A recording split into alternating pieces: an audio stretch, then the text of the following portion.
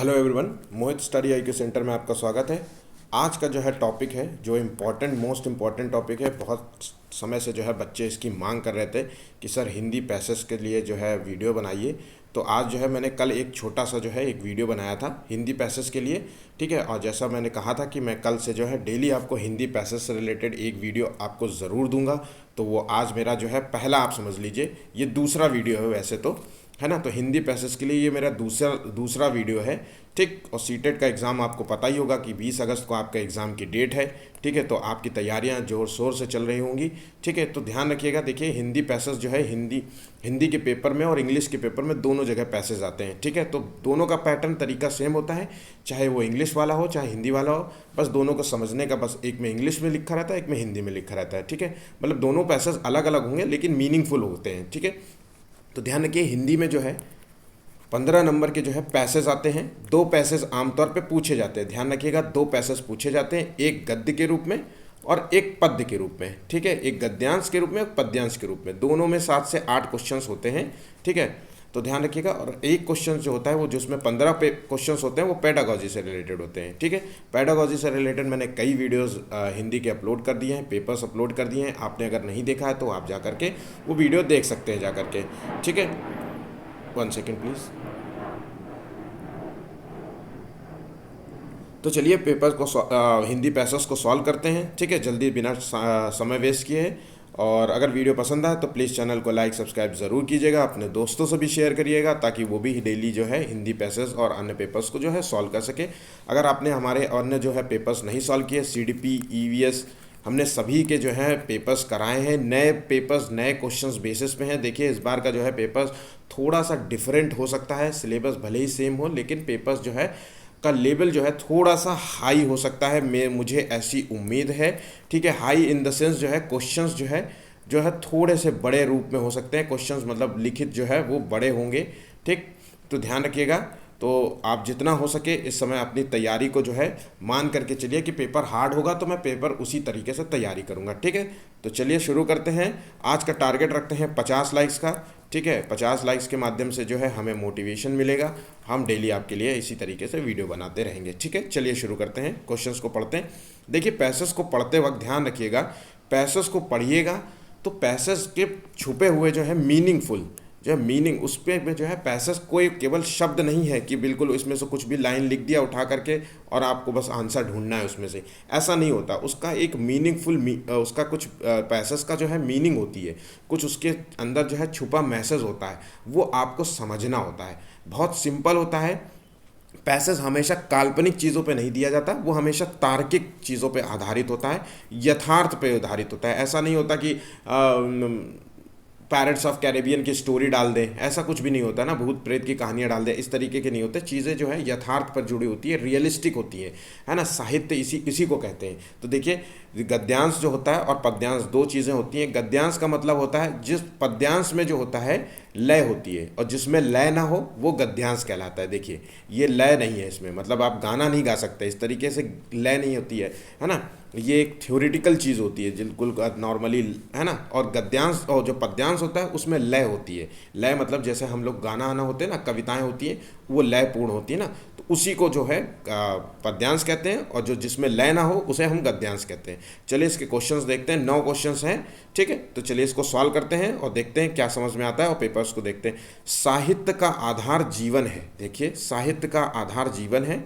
इस तरीके से कभी कभी जो है इम्पोर्टेंट जो है आपको टैग लाइन दिखे उसको मार्क कर लीजिए, ठीक है। ये बहुत ज़रूरी है क्योंकि जब आप पेपर सॉल्व करेंगे, जब क्वेश्चंस नीचे पढ़ेंगे तो आपको टैग लाइन ज़रूर ध्यान रहेगी, ठीक है। और इससे आसपास की चीज़ें आपको पता हो जाएंगी कि साहित्य के आसपास क्या घटनाएं हो सकती है। तो मैं इसको आंसर जो है इसी को जब सॉल्व कर लूँगा, ठीक है। तो चलिए शुरू करते हैं। साहित्य का आधार जीवन है और इसी आधार पर साहित्य की दीवार जो है टिकी होती है, खड़ी होती है, ठीक है। और उसकी अटारियाँ, मीनार और गुंबद बनते हैं, है ना। इसी दीवार पर सहारे जो है, अटारी मतलब छत, मीनारें मतलब बड़े बड़े जो है मकान, और गुंबद बनते हैं, ठीक है। तो यहाँ अटारियाँ, मीनार और गुंबद से मतलब है कि साहित्य से रिलेटेड है सारी बातें, ठीक है। साहित्य के अंदर जो भी कंटेंट डाला जाता है, जो भी पॉइंट डाला जाता है, वो सभी इसी पे टिके होते हैं, ठीक है। लेकिन बुनियादी मिट्टी के नीचे दबी पड़ी होती हैं। जीवन परमात्मा की सृष्टि है और इसलिए सुबोध है, सुगम है और मर्यादाओं से परिमित है। ठीक है, तो जीवन परमात्मा की जो है सृष्टि, जीवन की जो है उत्पत्ति जो है ऊपर वाले ने की है, परमात्मा ने की है, इसलिए यह जो है सरल है। ठीक है, सुबोध का मतलब होता है सरल, आसानी से जिसे समझा जा सके, बुद्धिमान।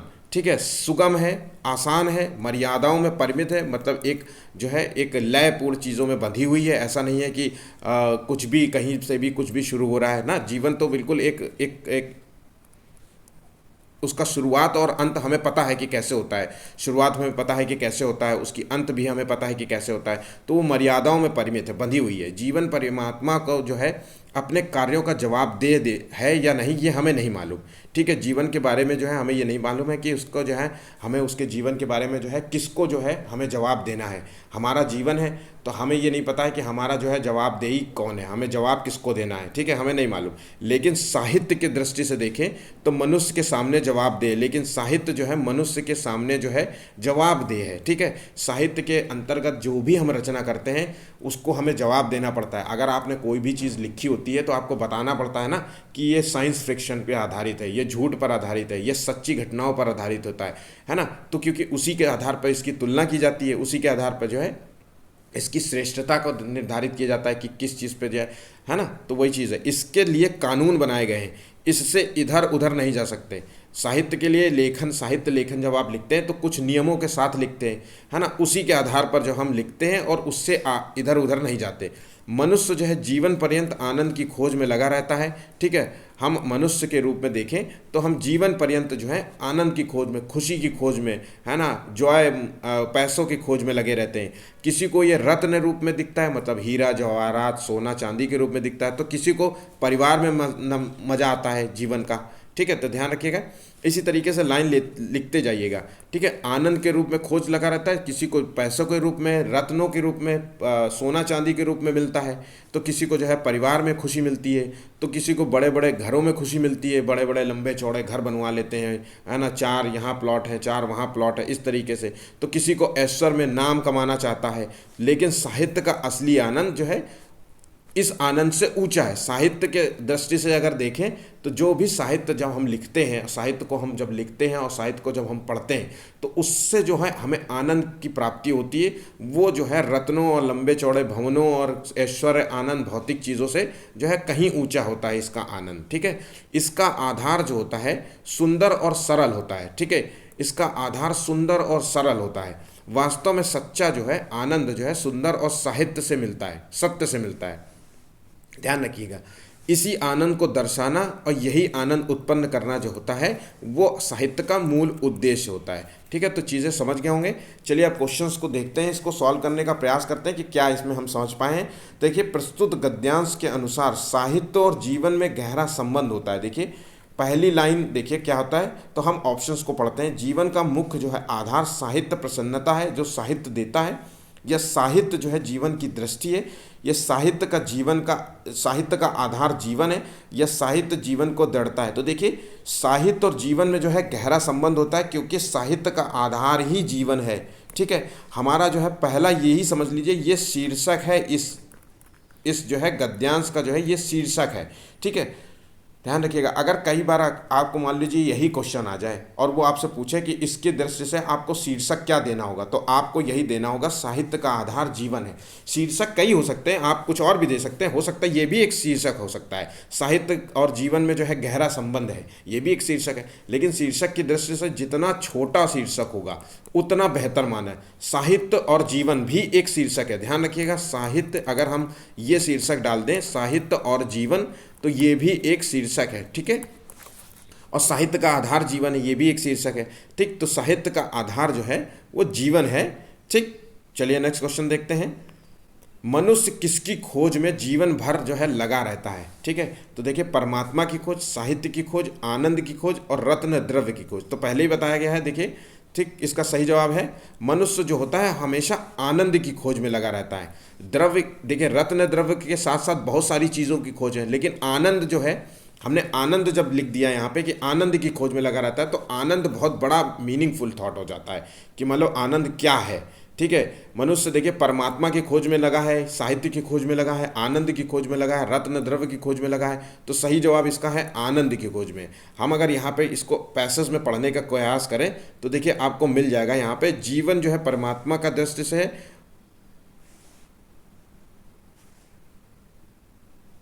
देखिए यहाँ पे कहीं है था, मैंने मार्क किया था आनंद की। देखिए मनुष्य जीवन पर्यंत जो है आनंद की खोज में लगा रहता है। ठीक है, यही टैगलाइन आपको केवल सी चीज़ें इस तरीके से आप मार्क ज़रूर करिएगा। ठीक है, तो ध्यान रखिएगा, मनुष्य जो है जीवन भर आनंद की खोज में लगा रहता है। किसी को ये रत्न द्रव्य में मिलता है। अब आनंद का क्या है, अब आनंद की खोज में क्या मतलब है साहित्य की दृष्टि से। अगर कोई देखिए, आनंद हर किसी के लिए अलग अलग है। एक एक नॉर्मल व्यक्ति के लिए पूछा जाए तो उसको आनंद मिलता है पैसा से। ठीक है, ध्यान रखिएगा। नेता को जो है उसको नाम कमाना है, बड़ा नाम कमाना है, नाम कमाना है। ठीक है, किसी कंपनी के मालिक से चाहोगे तो वो कहेगा कि ना मुझे कंपनी को बहुत बड़ा करना है। ठीक है, यही तो उसका आनंद होगा। वो ये तो नहीं कहेगा कि 200 गज का प्लॉट ले लूँ मैं, ऐसा तो नहीं कहेगा, है ना। है ना, किसी लड़की से कहोगे तो वो कहेगी कि खूब पैसा मिल जाए मुझे कहीं से। ठीक है, खूब पैसा उसका कमाना हो या कुछ और कमाना हो। लड़के को मिल जाए तो कहेगा मुझे जीवन भर खूब बहुत पैसा, बहुत बड़ी नौकरी मिल जाए। तो सबका आनंद की दृष्टि से सबको अलग है। कोई भवन चाहता है, आपको वहाँ पे जो है आपको मिला था ना आंसर में कि कोई रत्नों के रूप में चाहता है, कोई भवन चाहता है, कोई कोई अन्य चीज़ चाहता है। लेकिन साहित्य के आनंद से जो है, अब आनंद क्या है, अब जो लेखक होता है उसके लिए साहित्य का आनंद होता है। ठीक है, लेखक होता है साहित्य का, वो किताबें लिखना चाहता है, बड़ी से बड़ी किताबें लिखना चाहता है, अच्छी से अच्छी, है ना। इसी के लिए जो है कई जो है पुरस्कार दिए जाते हैं, साहित्यिक पुरस्कार होते हैं, है ना। ये सारी चीज़ें पुरस्कार क्यों दिए जाते हैं, क्योंकि इसके ना अलग ही कुछ नया कुछ लिखा होता है, कुछ बेहतर लिखा होता है, समाज के बारे में लिखा होता है। तो कुछ नई कहानियाँ लिखी होती हैं जो जो है जीवन में जो है लोगों के अंदर एक नया दृष्टिकोण पैदा करती है। ठीक है, तो इसका आनंद है। मनुष्य जो है जीवन भर आनंद की खोज। देखिए ये ध्यान रखिएगा, चीज़ों जो है क्वेश्चंस का जो है गद्यांश को सॉल्व करने का सबसे अच्छा तरीका मैं आपको बताऊं तो सबसे बेस्ट तरीका होता है उस शब्द का जो है सबसे बड़ा मीनिंगफुल थॉट होता है। मीनिंग, कोई भी अगर शब्द चुनिए तो मीनिंगफुल उसका जो है कुछ मीनिंग होगी। ठीक है, उसका जो है तार्किक कोई आंसर होगा, तार्किक आंसर होगा, और जो भी ऑप्शन दिया होगा उसके कई आंसर्स होंगे। मान लीजिए मैंने जो डेफिनेशन आनंद की दी है, किसी अन्य टीचर के माध्यम से अगर उसको आनंद की डेफिनेशन लिया जाए तो इसका आनंद की डेफिनेशन वो कुछ और भी बताएगा, दोनों ही सही है। उसका जो है भावनात्मक कोई चीज़ होगी, मतलब भावनात्मक लगाव जो होगा किसी चीज़ में, मीनिंगफुल जो है भावनात्मक से जुड़ी होगी, है ना। नैतिक रूप से कुछ जिम्मेदारी होगी उसकी, है ना, नैतिक जिम्मेदारी के तौर पे उसको देख सकते हैं आप। उसके कई आंसर्स हो सकते हैं, मुक्त अंत वाले आंसर होते हैं, है ना। उस शब्द की जो है व्याख्या बहुत बड़े ब्रॉड लेवल में की जा सकती है। अब देखिए मनुष्य किसकी खोज में जीवन भर लगा रहता है, क्या बहुत मतलब परमात्मा की डेफिनेशन बहुत बड़ी है, ऐसा नहीं है कि परमात्मा के, लेकिन ये सिर्फ केवल परमात्मा को ही डिफाइन कर रहा है। साहित्य केवल साहित्य को ही डिफाइन कर रहा है। लेकिन आनंद जब हम डिसाइड करते हैं तो आनंद की अनुभूति हम बहुत लोगों के बहुत हिसाब से करते हैं। ठीक है, सबका आनंद का लेवल अलग है। हम दूसरे हर किसी का आनंद, कोई कोई जिसके पास घर नहीं है तो वो चाहता है घर मिल जाए, जिसके पास एक घर है तो वो चाहता है दूसरा मिल जाए, जिसके पास दूसरा 2 घर हो जाता है तो वो चाहता है नोएडा में घर हो जाए, नोएडा में होता है तो कहता है पहाड़ों में घर हो जाए। तो ये सारी चीज़ें हैं। ठीक है, तो चलिए नेक्स्ट क्वेश्चन देखते हैं। अब इसको समझने का साहित्य का प्रमुख जो है उद्देश्य क्या है। देखिए अगर आप देखिए तो ऐश्वर्य उत्पन्न करना या जीवन उत्पन्न करना। ठीक है, जीवन उत्पन्न करना, देखिए कहाँ से जीवन उत्पन्न हो सकता है, सृष्टि की उत्पन्न करना, ये सब हमारे साहित्य का उद्देश्य हो सकता है। तो इसका मतलब है साहित्य का क्या उद्देश्य होता है, साहित्य का उद्देश्य होता है आनंद की उत्पत्ति करना, आनंद की अनुभूति कराना। साहित्य पढ़ के व्यक्ति को जो है आनंद होना चाहिए, उसको जो है शांति मिले।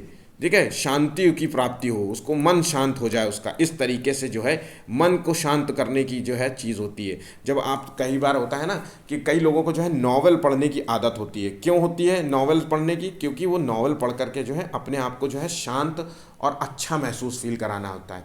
पढ़ना जो है अपने आप में एक बहुत बड़ी अच्छी चीज़ मानी जाती है। इससे जो है एक तो व्यक्ति के अंदर जो है एक बेहतर सोच का विकास होता है, पढ़ने की क्षमता का विकास होता है। इसलिए व्यक्ति को हमेशा कभी भी सीखने से कभी नहीं पीछे घबराना चाहिए, कुछ भी हमेशा नया सीखने की प्रयास करना चाहिए। जो इसीलिए कहा जाता है किसी का अगर एक लैंग्वेज आती है तो उसको इंग्लिश सीखने का प्रयास करना चाहिए, बहुभाषिता का विकास करना चाहिए, क्योंकि बहुभाषिता कहीं ना कहीं व्यक्ति के अंदर जो है तार्किकता का विकास करती है, वैचारिक माहौल पैदा करती है दिमाग में, ठीक है। तो साहित्य का प्रमुख उद्देश्य भी यही है कि वो आनंद की अनुभूति कराना चाहता है, ठीक है। इसको पढ़ के जो है आपको एक अलग फील होता है, आप चीज़ों को जानने का प्रयास करते हैं, देखिए, ठीक है। सच्चा आनंद जो होता है वो सुंदर और सत्य से प्राप्त होता है। या आपने जो है एक जगह टैगलाइन पढ़ी थी जहां मैंने मार्क किया था, तो मैं सच्चा आनंद जो है किससे होता है, सुंदर और सत्य से प्राप्त होता है। सच्चे आनंद को दर्शाना ही जो है हमारा इसका प्रमुख उद्देश्य होता है साहित्य को, ठीक है।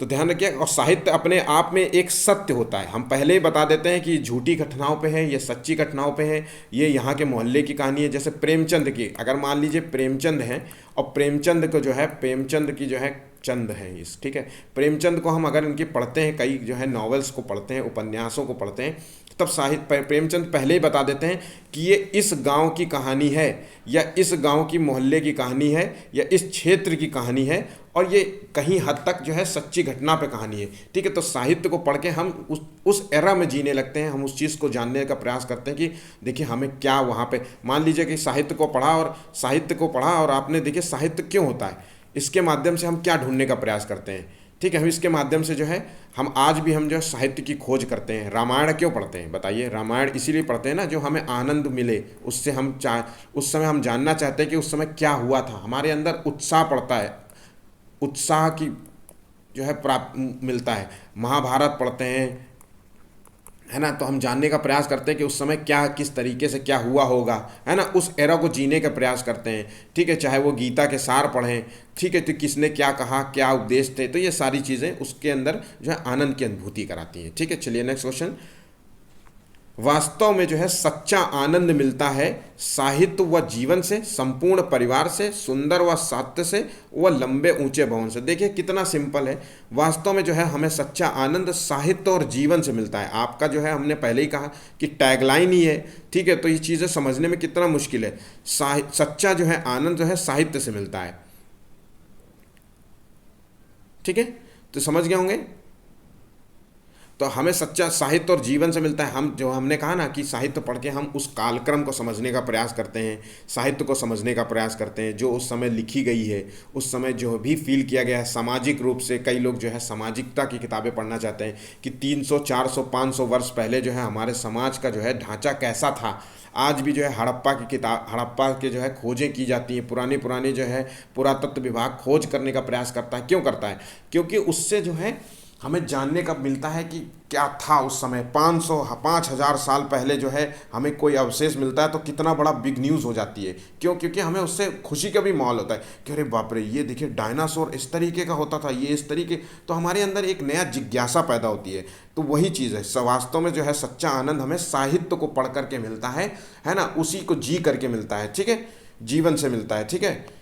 अब जीवन की अवधारणा को बहुत ब्रॉड लेवल में समझना होगा, अभी समझाते हैं। साहित्य के आनंद का आधार है, फिर से देखिए, जीवन, सुंदर और सत्य को पाना, ऐश्वर्य को पाना, या परमात्मा को पाना। देखिए तो साहित्य और जीवन का आधार जो है वो क्या है? तो देखिए इसका आधार है सुंदर और सत्य को पाना, हमारा इसका मूल आधार है, सुंदरता और सत्य को पाना, ठीक है। हम समझना चाहते हैं कि उस समय जो है क्या था, इसी को तो हम साहित्य को कहते हैं ना।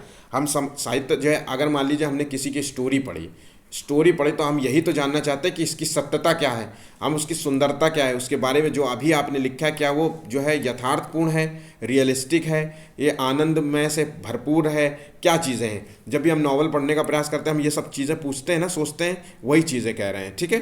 तो चलिए नेक्स्ट क्वेश्चन देखते हैं। परिमिति का क्या अर्थ है? देखिए परिमिति का अर्थ हो जाए क्या है? परमात्मा, सीमित, विस्तृत, फंसा हुआ।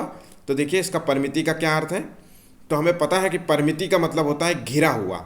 हम सभी जानते हैं परिमिति का मतलब होता है घिरा हुआ। घिरा हुआ का मतलब हो गया सीमित। तो देखिए इसका अर्थ है सीमित, ठीक है। नेक्स्ट क्वेश्चन देखते हैं। देखिए कुछ भी इसमें हार्ड जैसा नहीं है। ये मतलब आप इन सभी नॉर्मल ट्रिक्स से, मैं फिर से कह रहा हूँ, देखिए इसको सॉल्व करने का ट्रिक होता है कि मीनिंगफुल है। पहले बात समझ लीजिए कि मीनिंगफुल होता है ये बिल्कुल रट लीजिए कि कोई भी जो है, जो भी आपको गद्यांश और पद्यांश देगा उसका कुछ जो है हिडन मीनिंग होगा। ऐसा नहीं कि जीवन का उत्पत्ति जो है इससे हुई है तो सिंपल, उसका कुछ मीनिंगफुल है। उस बात को समझने का प्रयास करिए, ठीक है। उसमें जो है तार्किक जो है कुछ जो है जो भी तार्किकता छुपी हुई है, वैचारिक चीज़ें छुपी हुई है, ठीक है, वो आप सोचे, वैचारिकता जो भी इसमें है, ठीक है, उसको सोचने का प्रयास कीजिए कि इसके अंदर क्या वैचारिकता की बात है, ठीक है, कोई ना कोई भावनात्मक जो है उसमें जो है मीनिंग लिखी होगी। भावनात्मक मीनिंग मतलब कुछ पॉजिटिव मीनिंग होगी, है ना, कुछ जो है संदेश जो होता है जिसे कहते हैं संदेश, जिसे कहते हैं संदेश छुपा होगा उसके अंदर, है ना, बहुत बड़े ब्रॉड लेवल में संदेश होगा, ठीक है, जिसको हम जो है बताना चाहते हैं कि जीवन में हम क्या करना चाहते हैं, किस तरीके से करना चाहते हैं, सारी चीज़ें होती है ना, ठीक है। इसके कई उत्तर होते हैं, जैसे कि माना आनंद का समानार्थी शब्द होता है खुशी, परमात्मा, जीवन और साहित्य। क्या हो सकता है? तो देखिए आनंद का समानार्थी होता है खुशी। अब खुशी के साथ साथ देखिए क्या है, खुशी के साथ साथ जो है इसको हर्ष भी बोल सकते हैं, हर्ष उल्लास भी बोल सकते हैं, ठीक है, तो कुछ भी हो सकता है इसकी मीनिंग। ऐसा नहीं है कि यहाँ ऑप्शन केवल खुली खुशी है, आमोद हो सकता है ना, आमोद का विलोम होता है प्रमोद, ध्यान रखिएगा, आमोद, है ना, और प्रसन्नता हो सकता है इसका, है ना, तो ये सारी चीज़ें हैं, ठीक है, तो ये चीज़ें ध्यान रखिएगा, ठीक है। इसकी जो है उस शब्द की व्याख्या की जा सकती है, ठीक, और वो कहीं ना कहीं उस जो है गद्यांश से जुड़ा हुआ शब्द होगा, मीनिंगफुल होगा। तो सारी देखिए आनंद का समानार्थी है, उसका भावनात्मक रूप से है, मीनिंगफुल है, डायरेक्ट आनंद का है, जीवन से कोई मतलब नहीं, समानार्थी पूछ रहा है, सीधा सीधा आपको हिंदी से शब्द पूछ रहा है, ठीक है। सुबोध का देखिए विलोम शब्द क्या हो सकता है, निर्दोष, दुर्बोध, कुबोध और विचलित। तो देखिए सुबोध का जो है विलोम होता है दुर्बोध। तो ध्यान रखिएगा हिंदी पैसेज के माध्यम से वो आपसे विलोम शब्द भी पूछ सकता है, मुहावरे भी पूछ सकता है, ठीक है, ध्यान रखिएगा, एक शब्द की मीनिंग पूछ सकता है, किसी भी मीनिंग पूछ सकता है, ठीक है, ये सारे चीज़ें पूछ सकता है, उपसर्ग पूछ सकता है, प्रत्यय पूछ सकता है, ठीक है, तो पर्यायवाची पूछ सकता है, तो कुछ भी पूछ सकता है वो। 15 क्वेश्चंस जो है और बहुत सिंपल पूछेगा, ठीक है, यहाँ तक कि मतलब आपने अगर चीज़ें पढ़ रखी हैं तो वो 4 ऑप्शंस जो भी देगा बिल्कुल डिफरेंट होंगे। मान लीजिए आपको कई बार जो होता है अन्य एग्जाम, अन्य आयोग जो एग्जाम्स कराता है, यूपी ट्रिपल एस सी इसमें से सबसे ज़्यादा मक्कार टाइप का है आयोग। यूपी ट्रिपल एस सी जो है भी ऑप्शंस देता है, इतने वाहियात ऑप्शंस देते हैं कि बच्चे जो है कंफ्यूज हो जाते हैं कि 4 में से कौन सा ऑप्शन है, अगर उसने ज़रा सा भी उसको भूल गया है वो चीज़ें, ठीक है उसको। लेकिन ये जो है बहुत नॉर्मल, देखिए सुबोध का विरोध जो है निर्दोष तो नहीं हो सकता किसी भी रूप में, कुबोध नहीं हो सकता, विचलित करना कैसे हो सकता है, सुबोध का कहीं ना कहीं उसी के जैसा मीनिंग होगा, तो दुर्बोध होगा, ठीक है। तो ये चीज़ें आपको बहुत समझ, आपके अंदर थोड़ी सी समझ भी होनी चाहिए, ऐसा नहीं है कि आप फिर पेपर देने जा रहे हैं तो इतना तो आपको अंदर होना भी चाहिए, ठीक है।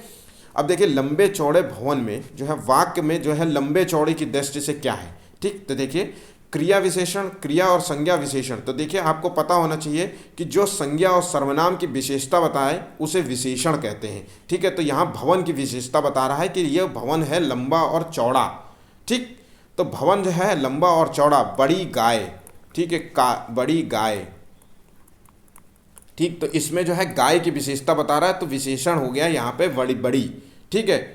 तो ध्यान रखिएगा ये चीज़ें आपको याद रखनी है, जो जिस चीज़ की विशेषता संज्ञा या सर्वनाम की विशेषता बताए उसे ही विशेषण कहते हैं। तो इस चौड़े और भवन में जो है बड़ी गाय, काला कुत्ता, देखिए काला कुत्ता, ठीक, तो यहाँ समझ लीजिए कुत्ता क्या है, काला है, तो कुत्ते की विशेषता हुई ना ये काला, ठीक, गाय बड़ी है, सुंदर गाय, राम सुंदर है, तो राम क्या है, सुंदर है, उसका सुंदरता स्वरूप को बताया जा रहा है, तो वो विशेषण है, ठीक है। तो इस चीज़ें को ध्यान रखिएगा, ठीक। चलिए नेक्स्ट क्वेश्चन देखते हैं। तो इतनी चीज़ें आपको समझ में आ गई होंगी। आज का जो है गद्यांश जो है सेक्शन समाप्त हो रहा है, समाप्त हो गया है। अब हम लोग पद्यांश की तरफ बढ़ते हैं। पद्यांश मैंने जैसा कि बताया इसमें लय होती है, ध्यान रखिएगा पद्यांश में हमेशा लय होती है। तो क्वेश्चंस पूछ सकता है गद्यांश और पद्यांश में अंतर क्या होता है, तो आपको ध्यान रखना है पद्यांश में जो है लय होती है, ठीक, लय पूर्ण होता है ये, ठीक है, जिसमें लय ना हो वो गद्यांश कहलाता है। चलिए नेक्स्ट क्वेश्चन पढ़ते हैं कि गद्यांश को समझने का प्रयास करते हैं। छोड़ो भी ऐसा तो जीवन में होता ही है, ठीक है, जो कभी मिलता व कभी छिनता है, लेकिन इससे जो है डर का संध्या से सिंदूरी प्रकाश में मंजरित जो है तुलसी के नीचे दिया जलाना थोड़े ही बंद किया जाता है। भगवान बात सुने न सुने तो भी मंदिर तो मंदिर ही है, उसमें जो रोज शाम जो है दिया नहीं जलाता है वो तो घर लौटने के अपने ही मार्ग पर अंधेरा फैलाता है। देखिए इसमें छुपे हुए संदेश को समझने का प्रयास करिए। ये जीवन में जो है आपके उत्साह को जगाने का प्रयास कर रहा है। ये जो है कविता के माध्यम से उत्साह जो है बढ़ाने का प्रयास किया जा रहा है, ठीक है, जीवन की जो है एक परिभाषा बताई जा रही है कि जीवन में जो भी होता है, ठीक है, उसको जाने दो। ऐसा नहीं है कि हर हर दिन आपको सुख नहीं मिलता, कुछ दिन दुख मिलते हैं, कुछ इच्छाएं आपकी दबी होती हैं, कुछ इच्छाएं आपकी पूरी होती हैं। तो वो जो इच्छाएं पूरी नहीं हो पाती उसको जाने दो, छोड़ो भी, ऐसा तो जीवन में होता ही है। ये कह के हमेशा हमें छोड़ देना चाहिए कि जीवन में हो जाता है, ठीक है, कुछ चीज़ें पूरी होती हैं, कुछ चीज़ें नहीं पूरी, उसके लिए दुख नहीं होना चाहिए। जो कभी मिलता है और कभी छिन जाता है, कुछ चीज़ें हम पाने की प्रयास में कितना कोशिश करते हैं और कभी कभी हमें जो है हमें मिल जाता है चीज़ें और कभी नहीं मिलती, ठीक है। हम चाहते हैं सब चीज़ें पाना, तो हम बहुत कुछ चाहते हैं, लेकिन हर चीज़ें हमारे जो है बस में नहीं होती, तो वो कभी हमें कुछ चीज़ें छिन जाती हैं और कुछ हमें मिल जाती हैं। लेकिन इससे डर कर कि हमें जो चीज़ नहीं मिली है, ठीक है, संध्या से सिंदूरी प्रकाश में मजूरी जो है तुलसी नीचे दिया जलाना थोड़ी ना बंद, मतलब इससे जो है डर करके हम क्या उससे लड़ना छोड़ देंगे, उसके पाने का प्रयास छोड़ देंगे। जीवन में जो भी हम पाने का प्रयास करते हैं, अगर हमें नहीं मिला तो क्या हम उसके जीवन के जो भी हमने क्या किया प्रयास किया, क्या हम उसको छोड़ देंगे? बिल्कुल नहीं, हमें फिर से उसके लिए प्रयास करना है और हमें जब तक प्रयास करना है जब तक हमें मिल ना जाए, उसका जो भी हमें स्वरूप चाहिए हमें मिल जाएगा, ठीक है। भगवान बात सुने, कोई आपकी बात सुने ना सुने, भगवान सुने चाहे ना सुने, कोई आपके मेहनत को देखे चाहे ना देखे, है ना, कोई आपके जो है आपकी जो भी आप मेहनत कर रहे हैं, आपको ज़रूरी हो सकता है कि कई बार जो है चीज़ें आपको नहीं मिलती, आपने कई बार प्रयास किया, आपने नौकरी के लिए भाई कई प्रयास किया और नहीं मिली, तो आपको बहुत लोग जो है तो ठीक है, कोई बात नहीं, नहीं मिली, कुछ और प्रयास करेंगे, कुछ और चीज़ें देखेंगे। भगवान बात सुने ना सुने, कोई आपकी बात सुने ना सुने, भगवान का मतलब है यहाँ कोई से भी है, कोई भी आपकी बात सुने ना सुने, ऊपर अपनी जो है सबसे बड़ी बात जो है ऊपर वाले से कहता है आदमी। तो भगवान अगर आपकी बात नहीं भी सुन रहा है तो भी क्या मंदिर जाना आप छोड़ देंगे? तो मंदिर ही है ना, उसमें जो भी शाम दिया नहीं जलाता। मंदिर का मतलब है कि अगर आपने वो कोई आपकी जीवन में बात नहीं सुन रहा है तो क्या आप चीज़ों को जो है आप उसके साथ जो है रिश्तों को तोड़ देंगे, छोड़ देंगे? ये चीज़ों को समझाने का प्रयास किया रहा है कि अगर मान लीजिए कोई आपके जीवन में आपकी बात नहीं सुन रहा है, किसी से आपने कुछ मांगा है, कोई चीज़ पूरी नहीं हो रही है, तो क्या आप उसके साथ जो है मिलना जुलना छोड़ देंगे? जीवन की दृष्टि से देखना है हमें, फिर से बता रहा हूँ, जीवन की दृष्टि से हमें देखना है कि क्या हमें, अगर भगवान की दृष्टि की बात नहीं हो रही, केवल भगवान की तो है ही, ये जो मीनिंग है वो तो सीधा सीधा है, इस जीवन की दृष्टि से भी कि हर व्यक्ति की बात हो रही कि आप क्या व्यक्तियों से मिलना जुलना छोड़ देंगे? आपके जीवन में क्या है, बहुत सारे काम आप लोग एक दूसरे से संपर्क में होकर के ही तो करते हैं, नौकरी भी किसी की जगह पे करते हैं, किसी के यहाँ करते हैं, तो वो सारी चीज़ें हैं, ठीक है। अगर आपने जीवन में ये सब चीज़ें, मेल जोल, प्रेम भावना, है ना, आपने ये सब छोड़ दिया, तो जब भी आप जीवन में अपने घर वापस आएंगे या जिस भी रास्ते से चलेंगे या अपने अंत में तो आपको घर ही आना है ना, तो आपको हर जगह अंधेरा ही अंधेरा दिखेगा, अपने जीवन में अंधेरा दिखेगा, आपको अपने घर में अंधेरा दिखेगा, ठीक है। तो ये चीज़ें, इसकी थोड़ी ब्रॉड लेवल है, चीज़ें समझने का प्रयास कीजिए, मीनिंग छुपा हुआ है जीवन की, जो है जीवन को परिभाषित किया गया है इसमें, ठीक है। तो चलिए देखते हैं और क्वेश्चंस पढ़ते हैं। जीवन में प्रायः घटनाएं होती ही रहती हैं, लूटने और रूठने की, आने और जाने की, कुछ मिलने और छिन जाने की, भूलने में याद करने की। देखिए इसका सही जवाब क्या होगा, प्रयास कीजिए। जीवन में प्रायः ऐसी घटनाएं होती हैं, कुछ मिलने और छिन जाने की घटनाएं होती है, लूटने और रूठने की जैसी कोई बात नहीं हुई है, आने और जाने की कहाँ बात हुई है, कुछ मिलने और छिन जाने की। जीवन में ये घटनाएं तो मिलती ही रहेंगी आपको कि कुछ आपने पाया तो कुछ खो दिया, आपकी हर इच्छाएं पूरी नहीं होंगी, ठीक है। आपने कुछ और मांगा, आपको कुछ उससे कम मिला, हो सकता है कुछ ज़्यादा मिल जाए, ठीक है। तो ये सारी चीज़ें आपको मिलता ही रहेगा, ठीक है। मंजरी तो जो है तुलसी के नीचे दिया जलाने का आशय क्या है, देखिए तो देखिए, तुलसी को हरा भरा करना, जीवन को प्रत्येक परिस्थिति में आस्था बनाए रखना और दिया जलाकर पूजा करना और भजन कीर्तन करना।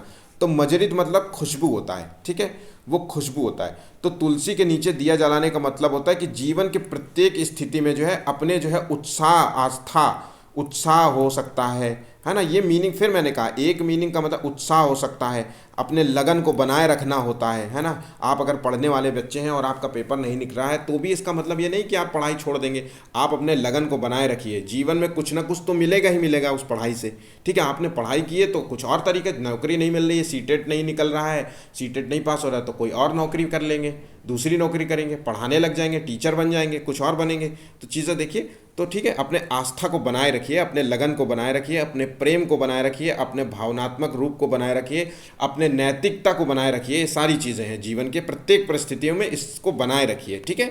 पॉजिटिविटी की बात कर रहा है, ठीक है। तो ध्यान रखिए, घर लौटने का मार्ग कैसे मार्ग हो, घर लौटने का मार्ग जो है कैसे मार्ग को कहा गया है इसमें, ठीक है। तो देखिए ऑप्शंस को पढ़ते हैं। घर लौटने का मार्ग जो है जाने वाले रास्ते को कहा है। मैंने कहा था, पहले भी कहा था कि एक इसका जो भी मीनिंग होगा वो एक विस्तृत ब्रॉड लेवल मीनिंग होगा, ब्रॉड मीनिंग होगा, ठीक है। ऐसा नहीं है कि जो भी कह दिया वो सीधा सीधा जो है मीनिंगफुल होगा, इसका कोई ना कोई मीनिंगफुल थॉट होगा, है ना, उसके छुपा हुआ एक जो है मीनिंग होगा, ठीक है। तो देखिए, घर आने वाली गली को कहेंगे, या सुख और विश्वासपूर्ण जीवन को कहेंगे, या निराशा और हताशा को कहेंगे। तो घर लौटने का मार्ग जो होता है व्यक्ति का, जो जब घर लौटता है, ठीक है, तो आप बताइए घर लौटते हुए आपको किस चीज़ की निराशा की अनुभूति होती है कि हताशा की अनुभूति होती है? तो आपको सुख की अनुभूति होती है, विश्वासपूर्ण जीवन की अनुभूति। जब आप घर जाते हैं तो आप देखते हैं चीज़ें कि मैंने ये चीज़ें कितनी अचीव करी हैं, कल को मेरे पास कुछ नहीं था, आज मेरे पास इतना कुछ है ना। चीज़ें आप ही ने तो खरीदी हैं वो चीज़ें, ठीक है, कहीं से किसने भी खरीदी हो, आपने खरीदी, कुछ आपने खरीदी, कुछ आपके पापा ने खरीदी, कुछ आपकी वाइफ ने मिल करके खरीदी, है ना, तो सभी ने मिल के खरीदे, तो उससे सुख की अनुभूति होती है, विश्वास जगता है, आपको जीवन में आगे बढ़ने का विश्वास बढ़ता है, ठीक है। ठीक, अंधेरा फैलता है। नेक्स्ट क्वेश्चन देखते हैं, अंधेरा फैलाता है, इसका क्या आशय हो सकता है? निराशा भरा जीवन, अधिक अंधेरा से, कम रोशनी वाली रात से, अंधेरा का विस्तार होना। तो देखिए, मैंने अभी कहा कि मीनिंगफुल है, चीज़ों को मीनिंगफुल है, ब्रॉड मीनिंग में है।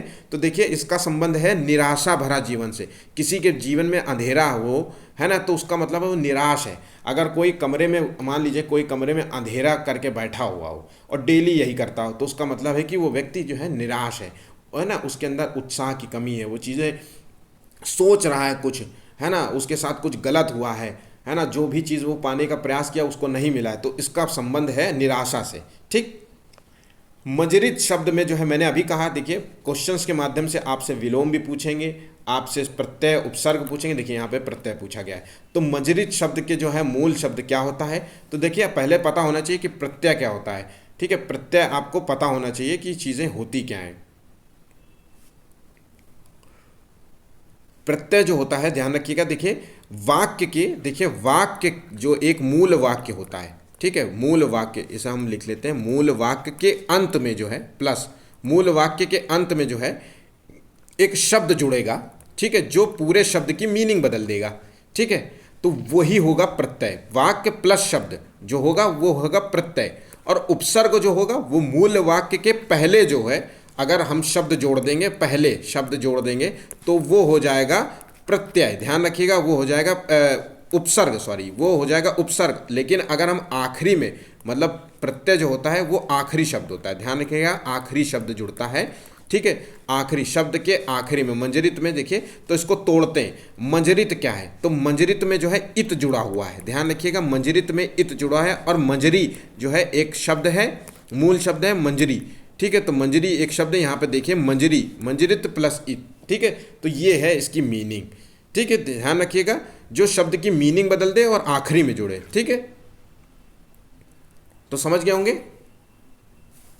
तो चलिए नेक्स्ट क्वेश्चन देखते हैं, चलिए फिर से, संध्या के सिंदूरी प्रकाश में रेखांकित वाक्य में जो है भावाभास क्या है, उसका भावार्थ क्या है, भाव का क्या है? तो संध्या के सिंदूरी प्रकाश में रेखांकित शब्द का जो है भाव है, उसका क्या भाव हो सकता है? तो देखिए इसका भाव आशावादी है, निराशावादी है, तुलनात्मक है, तो ठीक, तो इसका सही जो है भाव वो है आशावादिता की ओर जा रहा है, ठीक है, व्यक्ति को जो है आशावादी होना चाहिए, पॉजिटिव सोच होनी चाहिए उसको, है ना, उसको कम मिले, अगर उसके पास कम भी है तो भी उसको पॉजिटिव, कम अगर उसके पास जीवन में कुछ भी कमी है ना, तो भी उसको पॉजिटिव के साथ सोचना चाहिए कि मेरे पास जो है वो इतना भी मेरे पास बहुत है, क्योंकि बहुत लोगों के पास ये भी नहीं है, ठीक है, तो ये चीज़ें हैं, किसी के पास कुछ ज़्यादा हो सकता है तो किसी के पास कुछ कम भी हो सकता है, ठीक है। अगर तुम्हारे पास मान लीजिए कि कोई चीज़ नहीं है, तो हो सकता है कि दूसरे की जिससे भी तुलना कर रहे हो कि जिसके पास वो चीज़ हो सकता है कि तुम्हारे पास ऐसी कोई चीज़ हो जो उसके पास बिल्कुल ना हो, ठीक है, तो ये चीज़ आशावादिता यही होती है ना, और हमें आगे बढ़ने का प्रयास करना चाहिए। आशावादी का यही होता है कि हमें आशा का मतलब एक आगे की रोशनी दिखनी चाहिए और हम आगे बढ़ने का प्रयास करें, अपने जीवन को बढ़ाने का प्रयास करें, ठीक है। तो इस चीज़ों को समझ गए होंगे आप। तो आज के लिए जो है इतना ही था हिंदी पैसेज में। पैसेज को समझने का प्रयास करिए, बहुत सिंपल है पैसेज को, मैंने केवल बहुत बड़े ज़्यादा मैंने रूप में समझाने का प्रयास किया है, बिल्कुल सिंपल है, मीनिंगफुल होता है। बहुत चीज़ें बिल्कुल नॉर्मल चीज़ें को पढ़िए और बिल्कुल सिंपल वे में जो है समझने का प्रयास कीजिए और उसके सबसे ब्रॉड मीनिंग को जो है आंसर्स को जो है टिक कर लीजिए। उसके जो है पॉजिटिव स्वरूप को देखने का प्रयास करिए। क्वेश्चन जो है अक्सर जो है पैसेज में पॉजिटिविटी के साथ ही क्वेश्चन पूछे जाते हैं, है ना। तो ध्यान रखिएगा पॉजिटिव मीनिंग जो अगर क्वेश्चन आशावादी क्या है तो आपको जो है एक पॉजिटिविटी के साथ आपको आंसर्स देना होगा, तो वही चीज़ उसमें मीनिंगफुल छुपा होगा। ठीक है, तो देखिए जैसे कि इसमें देखिए आपको मैं जैसे संध्या से सिंदूरी की ओर जो है प्रकाश जो है जा रहा है, तो उसको क्या मतलब है, निराशावादिता की तुलनात्मक अनास्थावादी, ठीक है, ये आशावादिता की ओर संकेत करता है। ठीक है, तो भाव अर्थ को समझने का प्रयास कीजिएगा। चलिए आज का वीडियो में बस इतना ही। अगर वीडियो पसंद आया तो प्लीज़ चैनल को लाइक सब्सक्राइब ज़रूर कीजिएगा। 50 लाइक्स देना ज़रूर ना भूलिएगा, बहुत कम है लाइक्स। मैं आप लोगों से चाहता हूं कि 50 लाइक्स तो ज़रूर मिले, आपके माध्यम से जो है हमें भी जो है मोटिवेशन मिलता है। ठीक है, आज के लिए इतना ही, धन्यवाद।